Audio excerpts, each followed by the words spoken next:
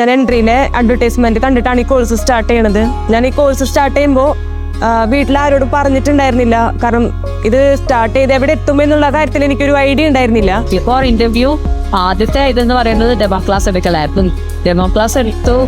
എന്തായാലും demo class എടുക്കാൻ ചെറിയപ്പോഴാണെങ്കിൽ അവിടെ പ്രിൻസിപ്പൽ, വൈസ് പ്രിൻസിപ്പൽ, അങ്ങനെ റെക്ടർ, അങ്ങനെ എല്ലാവരും ഒരു 3 അച്ഛന്മാരും ഏറ്റവും ബാക്കിലും ക്ലാസ്സിന്റെ ഏറ്റവും ബാക്കിൽ നമ്മുടെ വന്നിട്ട് ആദ്യത്തെ ഒരു പോസ്റ്റ് ഗ്രാജുവേഷൻ ബാച്ച് ആയതുകൊണ്ട് തന്നെ കുറേയധികം കൺഫ്യൂഷൻസും ക്ലാരിറ്റി കുറവൊക്കെ കാര്യങ്ങൾക്ക് ഉണ്ടായിരുന്നു. പക്ഷെ അതെല്ലാം അപ്പോൾ തന്നെ സോൾവ് ചെയ്ത് വളരെ നല്ല രീതിയിൽ തന്നെയാണ് എൻട്രിയുടെ മെന്റേഴ്സ് എല്ലാവരും അത് ഡീൽ ചെയ്ത് മുന്നോട്ട് കൊണ്ടുപോയത്.